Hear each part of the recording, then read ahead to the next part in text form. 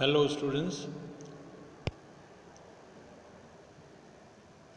welcome to our third year class of optimization techniques। तो आज की क्लास में हम एक डुअलिटी से रिलेटेड जो है एक एग्जांपल सॉल्व करेंगे, ताकि जो कुछ कंसेप्ट्स हमने पहले डुअलिटी के थ्योरेटिकल फॉर्म में देखे थे उन कंसेप्ट्स को हम ध्यान से समझ भी लें इस एग्जांपल्स के थ्रू, और वो कंसेप्ट भी याद हो जाए और किस तरह उनको यूज़ करते हुए किसी क्वेश्चन को, प्रॉब्लम को सॉल्व करना, ये भी हमको समझ में आ जाए। ये काम आज हम करने वाले हैं यहाँ पे। तो देखें बच्चों, एक प्रॉब्लम हमको दी है, right the dual of the following linear programming problem. ये आपको एक एलपीपी दे रखी है, इसका आपको क्या करना है, ड्यूअल प्रॉब्लम लिखनी है। ठीक है, तो सबसे पहले आप जानते हैं कि जो पहली लाइन होती है उसमें जिसके आगे ऑप्टिमाइज करने का ऑब्जेक्टिव लिखा होता है, वो लिखा है यहाँ पे न्यूनतम करिए, यानी समस्या मिनिमाइजेशन की है। और क्या दे रखा ऑब्जेक्टिव फंक्शन साहब, z is equal to 2x1 plus 20x2 plus 4x3, और कुछ प्रतिबंध दे रखे हैं। इन प्रतिबंधों को ध्यान से देखें तो ये ग्रेटर देन इक्वल टू में, ये लेस देन इक्वल टू में, और ये फिर ये ग्रेटर देन इक्वल टू में, 5 वाला जो है। ठीक है, तो अब सिर्फ जो आपको कंसेप्ट समझाए गए थे उन्हीं कंसेप्ट को दोहराते हुए अपन इस प्रॉब्लम को यहाँ सॉल्व करने की जो है कोशिश करेंगे। तो क्या कहता है हल, हम सर्वप्रथम दी गई आद्य समस्या को मानक रूप में परिवर्तित करेंगे। ये जो प्रॉब्लम हमको दे रखी है इसको सबसे पहले अपन काय में कन्वर्ट करेंगे, स्टैंडर्ड फॉर्म में चेंज करेंगे। तो स्टैंडर्ड फॉर्म में बच्चों चेंज करने के लिए क्या देखेंगे, अब देखो एक एक चीज़ बड़े ध्यान से देखें, क्योंकि समस्या मिनिमाइजेशन की है, अतः सारे प्रतिबंध ग्रेटर देन इक्वल टू। तो मिनिमाइजेशन की जो प्रॉब्लम है उसमें ग्रेटर देन इक्वल टू के प्रतिबंध होने चाहिए। मिनिमाइजेशन की प्रॉब्लम में ग्रेटर देन इक्वल टू के संबंध होने चाहिए। तो क्या ध्यान रखना है कि यहाँ का ऑपोजिट साइन यहाँ होने चाहिए। ये मिनिमाइजेशन है तो यहाँ पर सब मैक्सिमम, ये ग्रेटर देन इक्वल टू के साइन होने चाहिए। समझ में आ गई बात। अगर ये मैक्सिमाइजेशन की प्रॉब्लम होती तो अब आपको समझ में आ जाएगा, यहाँ लेस देन इक्वल टू के साइन होने चाहिए थे यहाँ पे। क्लियर है मेरी बात। सबसे पहले आप ये देखेंगे ऑब्जेक्टिव फंक्शन क्या है, मिनिमाइजेशन का है तो इसका ऑपोजिट चल लो, ये ग्रेटर देन इक्वल टू हो जाएगा। मैक्सिमाइजेशन का है तो इसका ऑपोजिट चल लो, यहाँ लेस देन इक्वल टू का साइन हो जाए। समझ में आ गई बात। अब ये समझने के बाद सारे चिन्ह काय में होने चाहिए, ग्रेटर देन। तो ये वाला तो ग्रेटर देन में ही है, ये दोनों आपके काय में लेस देन में। तो आपको पता है जैसे ही अपन माइनस से मल्टीप्लाई करेंगे तो इनइक्वलिटी चेंज हो जाएगी। तो इन दो में हमने क्या करा, माइनस से मल्टीप्लाई करा, किस में, इस वाले में और इस वाले में। तो ये दो चीज़ें अपने को मिल गई। क्या साइन चेंज हो गए, ग्रेटर देन इक्वल के हो गए साइन। तो अब ये प्रॉब्लम जो थी साहब आपकी, ये स्टैंडर्ड फॉर्म में आ गई। क्या फॉर्म आ गया इसका, मिनिमाइजेशन के संग सारे कंस्ट्रेंट्स पे साइन क्या है, इनइक्वलिटीज पे ग्रेटर देन का। समझ में आ गई बात। मिनिमाइजेशन की अगर प्रॉब्लम है तो सारे साइन का क्या आने चाहिए, ग्रेटर देन इक्वल टू क्या आने चाहिए, वो आ गए। तो अब ये समस्या एक स्टैंडर्ड फॉर्म में कन्वर्ट हो गई। अब इस समस्या को शॉर्ट में स्टैंडर्ड फॉर्म में कैसे लिख सकते हैं, z is equal to C X, A X is greater than equal to B and all x's are greater than equal to 0। तो इस समस्या को पूरी को कॉम्पैक्ट फॉर्म में हमने नोटेशनल फॉर्म में ये लिख दिया। ये लिखने के बाद अब कोई पूछे कि साहब ए क्या है, तो ए जो है कोफिशिएंट मैट्रिक्स है, देख लो 2 3 5, ये 2 3 5, -3 -1 -7 ये पढ़ा साहब, -1 -4 -6 ये पढ़ा साहब। तो ये कोफिशिएंट मैट्रिक्स बन गई। समझ में आ रहा है ना। अब वहाँ थ्योरेटिकल हमने बात करी थी, यहाँ एग्जाम्पल देखने से एक एक चीज़ हमको क्लियर होती चलेगी। अब ये जो थे वेरिएबल्स क्या थे, x1 x2 एंड x3। तो ये कॉलम मैट्रिक्स बन गया x1 x2 x3 का।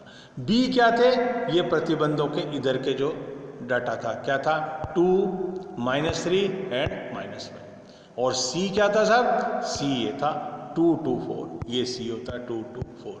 तो ये सारी चीज़ हमने ये लिख दें।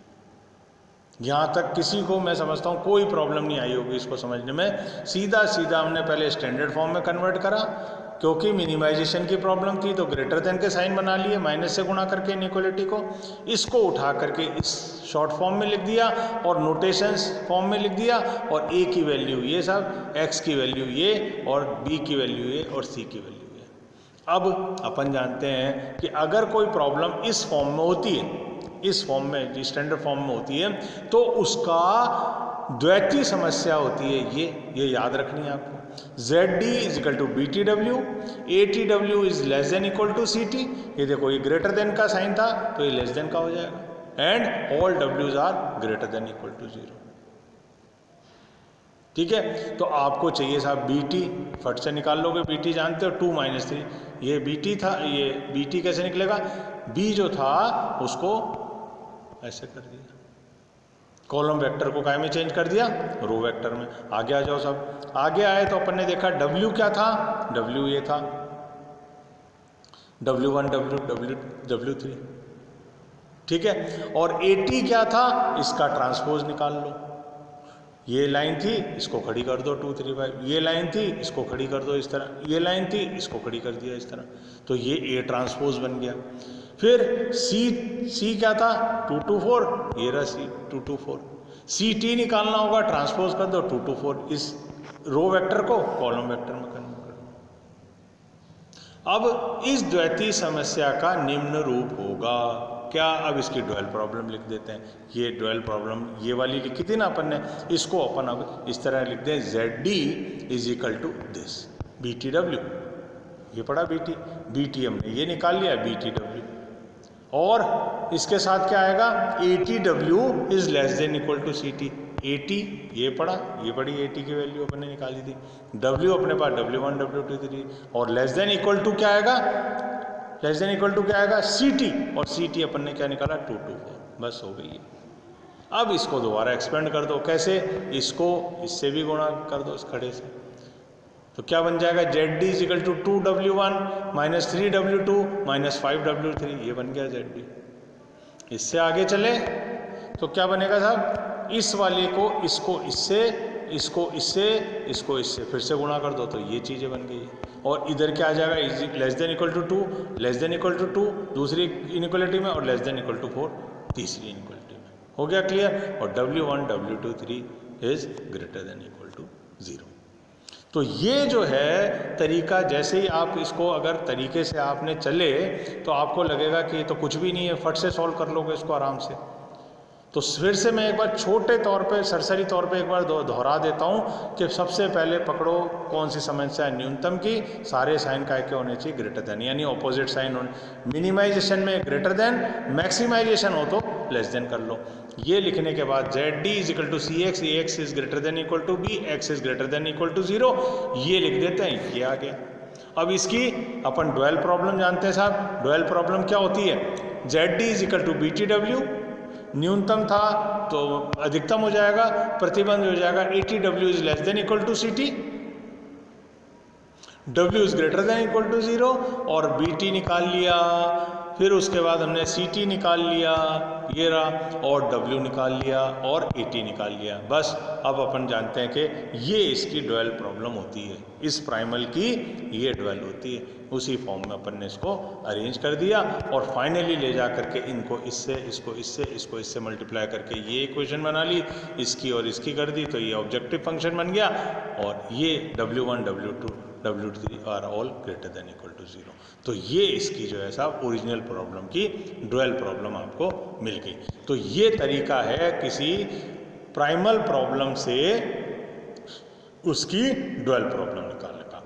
ओके, तो अब ऐसे ही कुछ 1-2 एग्जाम्पल अपन आगे और प्रैक्टिस करेंगे ताकि ड्युअलिटी अपनी जो है बिल्कुल क्लियर हो जाए। उसके बाद ड्युअलिटी से रिलेटेड कुछ थ्योरम्स हैं, उनको भी अपन सॉल्व करेंगे।